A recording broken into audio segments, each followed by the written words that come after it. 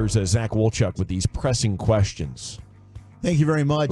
This is courtesy of The Ringer, as I just relubricated the eyes over I don't here. know if it reflects this on the fan cam, but doesn't it look like Wolchuk just did like the ultimate wake and bake situation? If you just looked at his eyeballs, there's just like a puffy nature to them. They're just kind of like there's a sleepiness to them.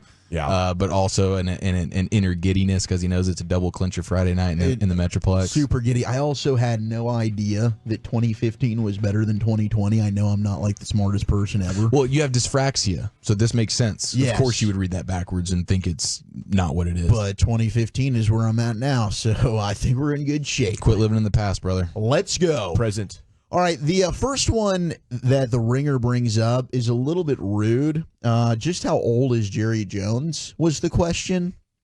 And I think they're We alluding could Google to... that, couldn't we? 81, He's 81. Right? 81. They're alluding to the all-in nature. This is his Terrell Owens year? Yeah, it is. It's his TO year.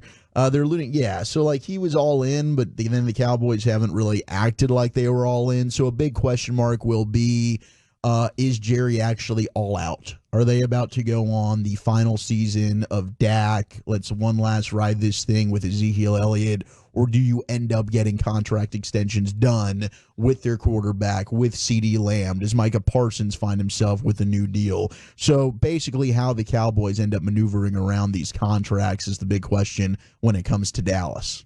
Yeah, they're going to keep their main superstar players. That's their core TV stars, and they will, rebuild through the draft over the next 2 to 3 years and plan on being good again probably in the late 2020s. That was the life cycle in 10, 11, and 12. 13, they never really talked about the fact that they were rebuilding, but they were. And, that group of scouts and front office guys made some great decisions in the draft that allowed them to emerge really, really strong with that great offensive line. And hopefully we're now 2 years into that as well.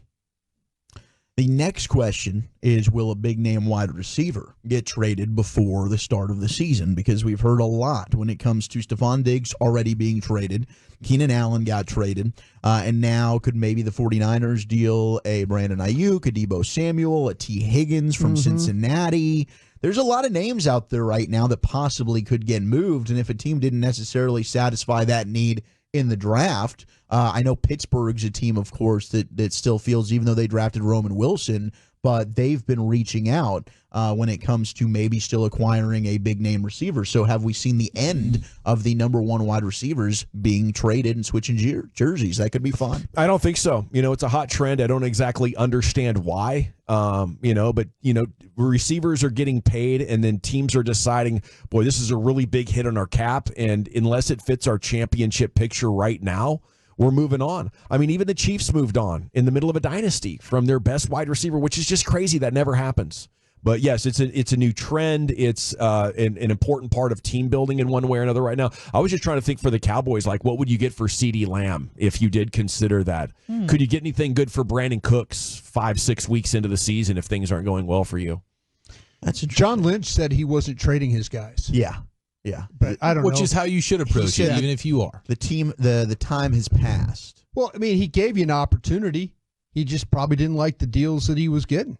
So, yeah. But I think you could circle back with him during the season. He'll probably, especially if they're looking like, oh, Ricky Pearsall's looking really good in these mini camps. I thought they drafted Ricky Pearsall they were going to trade Brandon Ayuk. Yeah. Apparently they were teammates at Arizona State before Ricky Pearsall transferred, so they do have a good relationship with each other. My gosh, I don't know if we've really spent enough time talking about just how bad of an owner David Tepper is in Carolina. But number 3 is just how sad is this situation going to get in Carolina. Apparently, we know about Frank Reich being fired after a 1-10 start last season. So you had that, and then a month later, you have David Tepper throwing a drink at a Jags fan during a game. Then you have them finishing with the worst record in the league, and they drafted Bryce Young last year, and they had traded their pick to the Bears, in which case they could have drafted Caleb Williams this year. Ouch. Then you have the Brian Burns trade to the Giants for a 2nd and a 5th when they could have gotten a 1st if they had have done it during the season. Then a week before the draft, Tepper, we get a report that he often sifts through data to critique his coach's play calling, which played a part in the team passing on Bill Belichick as its head coach and instead opting for former Bucs offensive coordinator Dave Canales. Well, that was probably good on his part. That could be. But you want to use that in the hiring process, not the day-to-day check-ins with people that have spent a half century in football. That's bad personnel management. Let them cook or fire them. Then you have hours before the start of the first round of the draft. Tepper goes to a local Charlotte restaurant after he sees a sign out front of the restaurant that reads, quote, "Please let the coach and GM pick this year," end quote. Charlotte Television gets video footage from the restaurant that shows Tepper going in, ripping off an employee's hat off of his head at the start of what could only have been a very awkward and aggressive conversation between him and the management of the restaurant. Knowing that, it's kind of disappointing the NFL is not moving because that's just bad for the league. Like, this isn't good. We've got a crazy, wild owner that's not very good in Carolina. We got to get him the hell out of here. And outside of drafting Xavier Legette, I don't think there's been any positives in Carolina over the last 12 months. No. And they had a terrible owner before that, Jerry Richardson, who was ousted out of the league. Then they replaced him with another bleep hole.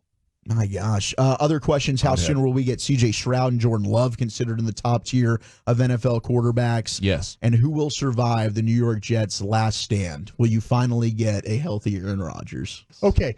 Couple of teams. Did your team improve? Do you feel like your team improved, the Dallas Cowboys? Do you feel like they improved overall? Yes.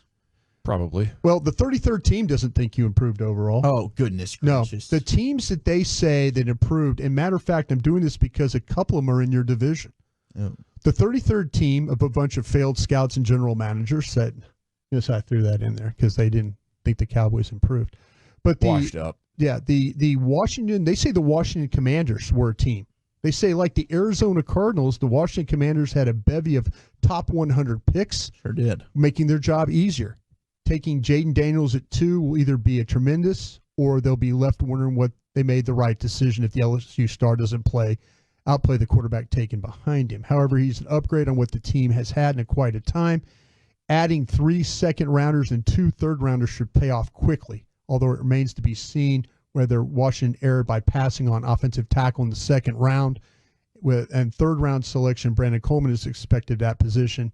The 2023 fourth round, Brendan Daniels can also compete for that role. So they feel like with all those top 100 picks that they were able to improve. Did you like their draft? Did you like the Commanders' draft? I liked a lot of their picks. I thought they did improve. They hit some picks that I thought, man, those are good right there. Like the Sandersville pick, the Michigan corner. I thought Coleman from TCU could be solid as well. The next one they said is the New York Giants improved. He says, while the Giants rolled the dice by passing on quarterback J.J. McCarthy, Michael Penix, and Bo Nix, their roster is better today. Adding Malik Neighbors changes the ceiling for a unit that ranked last in plays of 20 or more yards in 2022 and in the bottom in the last 3 years. But the New York added tight end Theo Johnson and Tyrone Tracy to its offense. What did you think about Tyrone Tracy from Purdue? Yeah, he's a fun player. Converted wide receiver to running back. I liked him. As we were talking on day 3, maybe some options for the Cowboys. So I thought he could be a name that maybe they could end up being interested in. They close out here by saying the defense might have received an even bigger boost when it's impressive considering they allocated only 3 picks to the unit. Tyler Nubin, the safety that we talked about. I know you had the Washington safety as Washington State safety. Yeah, I had Bullard from Georgia and then Jaden Hicks, the Washington State safety, higher. And I had Nubin from Nubin's good. Nubin from Minnesota. But Nubin is an elite ball hawk. It's a single high safety, mitigating the loss of Xavier McKinney and giving the unit more flexibility. He's joined by the fluid and speedy corner Andrew Phillips from Kentucky. So the 2 teams in your division, the 33rd team feels like that the Commanders and the Giants improved, and so game on, as they say.